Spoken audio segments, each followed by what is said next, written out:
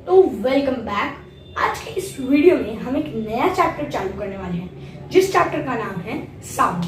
तो साउंड नाम के इस चैप्टर में हम बेसिकली साउंड के बारे में पढ़ने वाले हैं, साउंड कैसे प्रोड्यूस होता है उसके बारे में पढ़ने वाले हैं, और हम ह्यूमंस में साउंड कैसे मतलब कहाँ से और कैसे दोनों टाइप कैसे प्रोड्यूस होते हैं वो पढ़ने वाले हैं। तो हम सबसे पहले बेसिकली पहला पॉइंट चालू करते हैं, जो कि है साउंड। अब साउंड जो है ये आप सब जानते हैं कि उसे हिंदी में हम आवाज कहते हैं। पर अब आवाज को तो हम सुन सकते हैं, जैसे आप मेरी आवाज सुन सकते हैं वैसे ही आप अपनी आवाज को भी सुन सकते हैं। जैसे आपके डिवाइस में अभी मैं जो बोल रहा हूँ वो सुनाई दे रहा है। आप जो भी डिवाइस लगाकर देख रहे हो, बिना ईयरफोन के देख रहे हो या बिना हेडफोन के देख रहे हो या हेडफोन के साथ देख रहे हो, आपको मेरी आवाज सुनाई दे रही है। तो ये कैसे हो रहा है? इसके लिए एयर प्रोपोगेशन हो रहा होगा, साउंड का प्रोपोगेशन, हम उसके बारे में भी पढ़ेंगे। पर सबसे पहले साउंड के बारे में पढ़ते हैं। साउंड कैसे प्रोड्यूस होता है?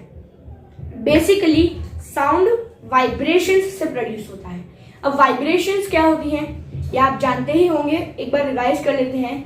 वाइब्रेशंस का बेसिकली मतलब होता है कि किसी भी ऑब्जेक्ट का back and front motion. For example हम एक रबर ले लेते हैं या फिर हम एक गिटार ले लेते हैं, ठीक है, हम एक गिटार ले लेते हैं। तो अब इस गिटार को लेने के बाद आप देख सकते हैं कि गिटार की स्ट्रिंग्स को अगर हम एक बार पीछे खींचते हैं तो वो आगे जाने के बाद वापस पीछे आती है। मतलब ये बैक एंड फ्रंट मोशन है जो हमें कई बार दिखता भी है, कई बार नहीं भी दिखता है। तो वाइब्रेशंस, अब वाइब्रेशंस दो टाइप की होती हैं, हाई मैग्नीट्यूड और लो मैग्नीट्यूड। तो जो वाइब्रेशंस प्रोड्यूस होती हैं वो कोई वाइब्रेशंस दिखती है, कोई नहीं दिखती। तो जो वाइब्रेशंस दिखती है वो हायर मैग्नीट्यूड की होती है, हम उसे भी समझेंगे। पर सबसे पहले वाइब्रेशन पे चलते हैं। तो वाइब्रेशन मतलब किसी भी ऑब्जेक्ट का back and front motion. For example मैं अपना हाथ लेता हूँ, इसे आगे करता हूँ, पीछे करता हूँ। तो अगर मैं इसे तेज करूँ तो ये हमें ऐसा दिखेगा कि ये वाइब्रेट नहीं हो रहा है, लेकिन ऐसा दोनों साइड दिखने लगेगा। तो ये कुछ इस तरह का वाइब्रेशन है जो हमें दिखता है। तो और फॉर एग्जाम्पल हमारे जो वाइब्रेशंस होते हैं वो हमें कोई दिखता है, कोई नहीं दिखता। जैसे एग्जाम्पल के लिए गिटार ले लो, रबर बैंड ले लो, या बहुत सारे होते हैं। पर अभी जो मैं बोल रहा हूँ उसमें क्या वाइब्रेट हो रहा है, आपको कहाँ से सुनाई दे रहा है? आप इसके लिए सोच रहे होगे कैसे होता है, हम उसे भी जानेंगे। फॉर एग्जाम्पल अगर हम किसी भी चीज पर टैप करते हैं, अभी मैं एक एग्जाम्पल दिखाता हूँ कुछ इस तरह से, तो ये आवाज कहाँ से आई? यहाँ पे वाइब्रेशन कहाँ हुआ? दिख तो रहा है नहीं, वैसे कैसे हुआ? तो इसका आंसर है कि ये जो वाइब्रेशन हुई है वो हुई तो है, लेकिन ये बहुत ही लोअर मैग्नीट्यूड पे हुई है। अगर हायर मैग्नीट्यूड पे होती तो हमें हमारी हाथ की वाइब्रेशन भी दिखाई पड़ती। तो वाइब्रेशन से बेसिकली साउंड प्रोड्यूस होता है। अब साउंड को एक मीडियम चाहिए, और वो मीडियम बहुत किसी भी स्टेट में हो सकते हैं। फॉर एग्जाम्पल स्टेट मतलब एयर, सॉलिड और लिक्विड, सॉलिड और गैसियस, ये तीन स्टेट्स होते हैं। इन स्टेट्स में हमें साउंड प्रोपोगेशन मिल सकता है। अब सॉलिड में भी साउंड प्रोपोगेशन होता है। आप अपने दोस्त को बोलिए कि वो अपना कान बेंच पर लगा ले और अपने दूसरे कान को बंद कर ले, एक कान को बेंच पर लगा ले, और आप दूसरे दोस्त को बोलिए कि उस बेंच को बैंग करे, मतलब बजाए। तो आपका जो दूसरा दोस्त है जिसने कान लगाया हुआ है वो बोलेगा कि मुझे आवाज सुनाई दे रही है। पर ऐसा क्यों हो रहा है? क्योंकि जो सॉलिड के जो एटम्स हैं उनमें इंटरमॉलिक्यूलर वाइब्रेशन हो रही है, वो अपनी ही प्लेस पे वाइब्रेशन कर रहे हैं और साउंड को प्रोपोगेट कर रहे हैं। तो कुछ इस तरह से सॉलिड में साउंड का प्रोपोगेशन होता है। अब दूसरा ले लेते हैं, अगर आप किसी लिक्विड में बेल को बजाएं, बेल मतलब नॉर्मल बेल होती है जो हम बजाते हैं, उसे लिक्विड में डाल के बजाएं तो आपको आवाज सुनाई देगी। तो ये भी हो गया। इससे प्रूव हो जाता है कि लिक्विड में भी साउंड प्रोपोगेशन होता है। अब कैसे होता है मैंने आपको बता दिया। जो भी पार्टिकल्स होते हैं वो अपनी ही जगह पे वाइब्रेट करते हैं, और जो चीज है जो उन्हें वाइब्रेट करी है उसे आगे पास करते जाते हैं, और जब वो हाईएस्ट पॉइंट पे पहुंच जाती है वापस वो वाइब्रेट होके पीछे आती है। और ऐसे ही साउंड का प्रोपोगेशन होता है। तो हमने देख लिया कि सॉलिड और लिक्विड में होता है, पर गैसेस क्या क्या? अभी आप मुझे सुन रहे हो, गैसेस की वजह से इसको सुन रहे हो।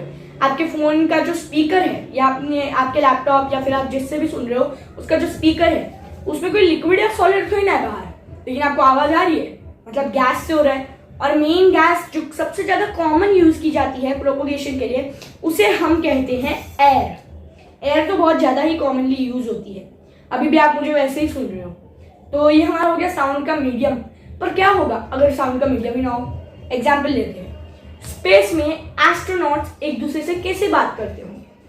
स्पेस में हम जानते हैं कोई हवा, कोई गैस, कुछ नहीं होता, वैक्यूम होता है, मतलब कुछ है ही नहीं वहां पर। तो फिर एयर प्रोपोगेट कैसे होती है वहां पर? वो सुनते कैसे हैं?